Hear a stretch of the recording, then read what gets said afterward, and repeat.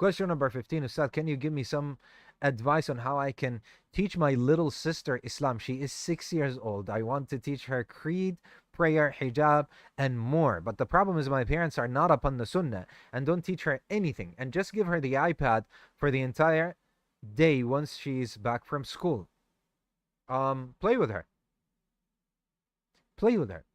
Be a part of her day. Play. Have fun with her. Be part of her day. And let your teaching to her be from 1 to 10%. I mean it, 1%. So 99% is playing and then 1% teaching. Don't hammer her. She's only 6. She's a child. She wants to play. She wants to have fun. But you want her to love you. You want to be an integral main part of her life. So how are you gonna get that? By teaching her and telling her? No.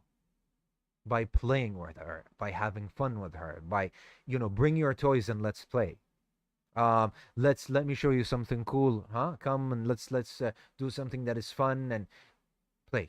Chase her around and let her hide at a place and count to 10 and hide and seek and play with her. Buy her some gifts, buy her some toys, bring it, have fun. And you will have fun as well doing so. And she will look up to you. She will look up to you. And she will learn the deen from you. And since she's a child, then 1% is good. And if she wants more, give more. I remember twice. But look, once is before they hit puberty, I believe. Yes. Once was before they hit puberty, and once was after. This is a story. I remember that I played with a family member, a youngster, and my nephew, and somebody from his family. Yeah, it's not from mine, but from his father's side. So, nephew meaning the son of my sister. So, his relative, he hit puberty, but my nephew didn't. And I forgot what we were playing. We played a game. It was either on either a video game or a card game. I cannot remember. And we played. After playing, they asked me a question, and we spent, I think, an hour or more because they want more. Of what? Of them asking questions, Islamic questions, and I'm teaching them. And I think another time the same thing. We played another game, and we're having fun and everything. And they did what? And they did the same thing, ya akhwa. They did the same thing. So they asked me questions, and they were learning and so on. Why? Because I played with them. Because I played with them. Because I shared part of their interest and part of their world and so on. So, and these are, and the second time I think after he hits puberty. So this is, we're talking about what? We're talking about them at that age. Imagine if they were 6 years of age. And I have another story just to show you the impact that you can have. Also my nephew, but this was, I cannot remember, 6 or 7 years ago. He was still 7 or something like this, 7 years of age. So I took him to the masjid, and then I told him, do you want to come with me? He said, yeah, fine. So I went to Sheikh Ghulam, my dear brother, Sheikh Ghulam Tahiri, and I sat down with the Sheikh. The Sheikh, I think he had a class as well, with a Quran class with somebody, and we sat, and we were in the same car as well, and we went here and there and so on.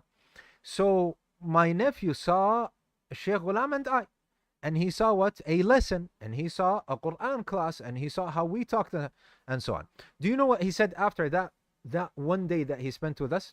He said, when I grow up, I want to become a sheikh. This is what he told his father. And his father said what? He said, if you want to do so, then you can, I'm not going to stop you. You can do so. But now he's not. That's not what he's chasing now. But it's just, I'm just letting you know that This is the impact that you can have on somebody. This is the impact you can have on somebody. And I'm not sure. I am pretty sure that I took him to Sheikh Muhammad Hisham, and he went, and I don't know if it's on the same day or not. And he went to the Sheikh, and this is another benefit. Let's take this benefit as well.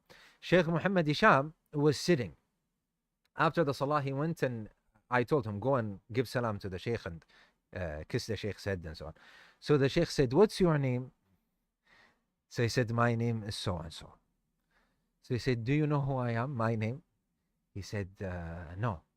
He said, I am Muhammad. Yeah, the Sheikh was speaking to him with such humility. Yeah, and he didn't even tell him, I am uncle so and so, or even though he is not uncle, he's older than, and he's as old as his grandfather, right?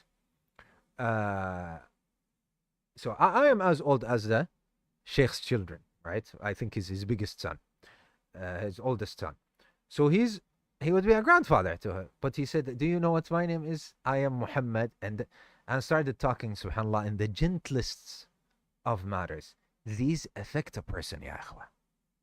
These affect a person, ya akhwa. And when you're constantly in this kind of environment, it is what shapes up character, ya akhwa, and it is what heavily influences a person. But when you're taken away from that, and this is no longer your environment, that's problematic. And in my eyes, and Allah knows best, if we don't play with them, if we don't have fun with them, guess what they're going to do? They don't want to sit with us. They don't want us to be part of their lives. And even if we didn't play with them, even if we just invited them and they had fun in any way, shape, or form.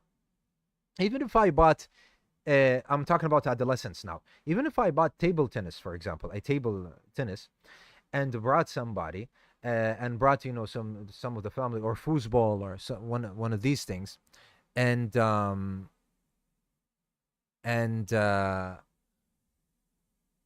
they started having fun and so on, that also plays into it, ya ikhwah. That is also a factor, because the moment they're gonna hear the adhan, they will go to the masjid with you. And also other areas from the stories that I've just told you that impacts somebody. Now,